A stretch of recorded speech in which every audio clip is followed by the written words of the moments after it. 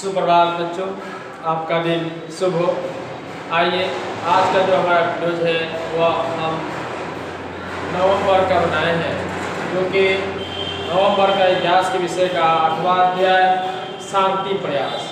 तो पिछले वीडियो में भी हम लोग शांति प्रयास के बारे में जानने के लिए और समझने के लिए जो है विभिन्न प्रकार के तथ्यों का अवलोकन किए हैं, और हमने जो है विभिन्न तथ्यों पर जो है चर्चाएं किए हैं और उसको जानने का पूर्ण रूप से प्रयास भी किए हैं। आप लोग घर पे हमारे बताए हुए प्रश्नोत्तर को, टॉपिक्स को लिख रहे होंगे फेयर कॉपी में, और किताब के माध्यम से उसे समझने का प्रयास भी कर रहे होंगे। देखिए बच्चों, आज का जो हमारा प्रश्न है वह कह रहा है संयुक्त राष्ट्र संघ के उद्देश्यों का वर्णन करें तथा यह बतावे कि यह संगठन कहां तक अपने उद्देश्यों में सफल हुआ। तो इसके बारे में हमने आपको पिछले वीडियो में भी कई बार चर्चाएं कर चुके हैं, आपको हमने बताने का प्रयास भी किया है। आज तो भली भांति अपने शब्दों में लिखने का भी प्रयास किया है। कह रहे हैं कि संयुक्त राष्ट्र संघ उद्देश्य जैसे अंतर्राष्ट्रीय शांति और सुरक्षा को कायम रखना, शांति के खतरे को प्रभावपूर्ण सामूहिक प्रयत्नों से रोकना, ठीक ना। आगे है शांति भंग करने वाले चेष्टाओं को दबाना, राष्ट्रों के बीच मैत्रीपूर्ण संबंध को बढ़ावा देना, संसार की आर्थिक, सामाजिक, सांस्कृतिक तथा मानवीय समस्याओं को हल करने के लिए अंतर्राष्ट्रीय सहयोग प्राप्त करना तथा मानव अधिकारों और मौलिक स्वतंत्रताओं को बिना किसी भेदभाव के प्रोत्साहित करना। ये जो है उसके मुख्य उद्देश्य है, जो कि संयुक्त राष्ट्र संघ के उद्देश्य के रूप में इसे जाना जाता है। अब इस प्रश्न में आगे कह रहा है कि इसके उद्देश्य के बारे में बताएं। तो आप लोगों को इस बात को हम क्लियर कर देना चाहते हैं कि संयुक्त राष्ट्र संघ का उद्देश्य तो बहुत है, लेकिन वे जो है इसके में लिखा है तो वैसे तो संयुक्त राष्ट्र के कई महत्वपूर्ण कार्यों में विफलता का सामना ही करना पड़ा है। अंतर्राष्ट्रीय विवादों के शांतिपूर्ण समाधान तथा अंतर्राष्ट्रीय सहयोग की वृद्धि के लिए संयुक्त राष्ट्र की स्थापना मानव इतिहास की एक बहुत बड़ी घटना थी।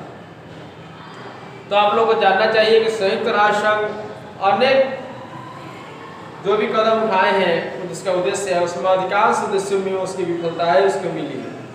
ऐसे में आप लोगों को बता देना चाहते हैं कि चार्टर की धारा 1 में संयुक्त राष्ट्र संघ के निम्नलिखित 4 उद्देश्य बताए गए।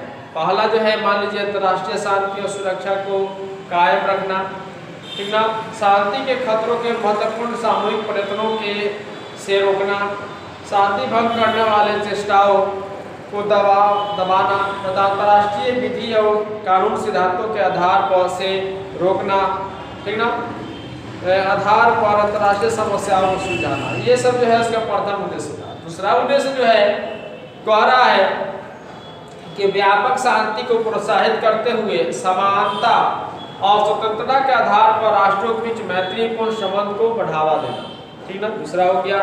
तीसरा जो उसका मुख्य उद्देश्य है वह है संसार की आर्थिक, सामाजिक, सांस्कृतिक तथा मानवीय समस्याओं को हल करने के लिए अंतर्राष्ट्रीय सहयोग प्राप्त करना तथा मानव अधिकारों और मौलिक स्वतंत्रताओं के बिना किसी भेदभाव को प्रोत्साहित करना, ठीक ना बच्चों। तो इसमें हम लोग देखते हैं कि ये जो कार्यक्रम है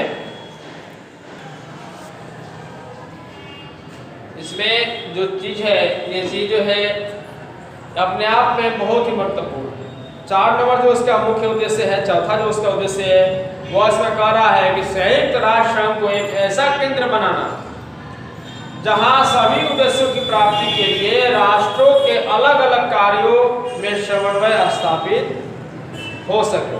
तो हम देखते हैं कि संयुक्त राष्ट्र संघ के महत्वपूर्ण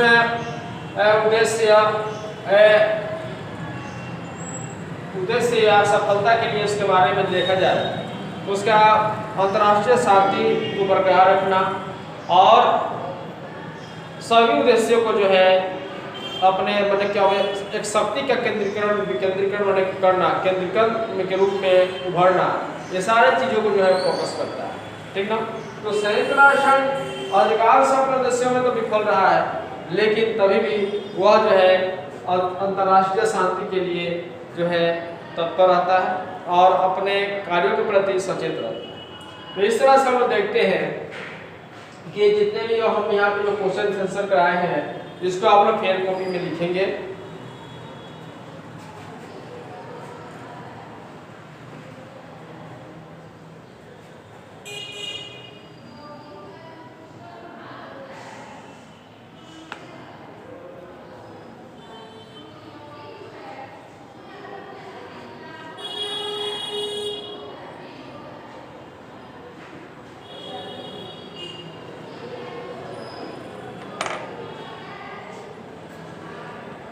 तो बच्चों हम दो टॉपिक्स पर और चर्चाएं आपको से करना चाहते हैं। पहला तो है विश्व स्वास्थ्य संगठन, जैसे कि WHO के नाम से जाना जाता है, वर्ल्ड हेल्थ ऑर्गेनाइजेशन।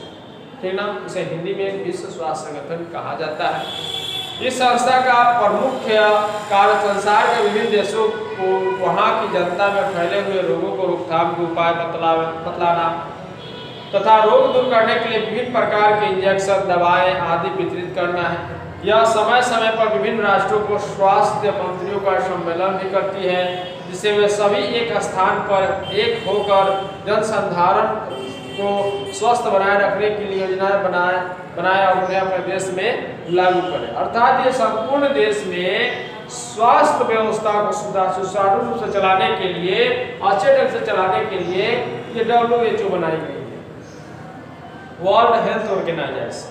ठीक ना। एक होता है बच्चों, अगला जो हमारा पॉइंट है वो अंतर्राष्ट्रीय मुद्रा कोष है। यह क्या क्या कहलाता है? अंतर्राष्ट्रीय मुद्रा कोष के लिए इसे कहा गया, इसका मुख्य काम अंतर्राष्ट्रीय व्यापार मुद्रा को देखभाल करना है। ठीक ना। अगला हमारे लास्ट जो है पॉइंट है वह है विश्व बैंक। विश्व बैंक किसे कहते हैं, क्या है, ये क्वेश्चन भी अक्सर जो है आप लोगों से पूछा जाता है प्रश्न में, किताबों में। तो इसमें कह रहा है कि विश्व बैंक का उद्देश्य सदस्य राष्ट्रों को पुनर्निर्माण और विकास के कार्यों में आर्थिक सहायता देना है। ठीक ना। तो ये विकास के कार्यों में आर्थिक सहायता देना इसका मुख्य कार्य है। इसका जो है मुख्यालय जो है वह वाशिंगटन में स्थित है। ठीक ना बच्चों। तो इस तरह से इस सारी चीज़ों को जो भी टॉपिक्स आपको हमने बताया है, समझाया है और पढ़ाया है, उसको आप लोग बच्चों घर पे किताब के माध्यम से जानने के लिए अति आवश्यक रूप से किताब को पढ़ेंगे। ठीक ना। जो चीज़ आपको मैं फेयर कॉपी में लिखने के लिए बोला है क्वेश्चन उसे भी लिखेंगे और उसे याद दिलाते करेंगे। बच्चों आज के वीडियो के लिए इतना ही। जय हिंद, जय भारत।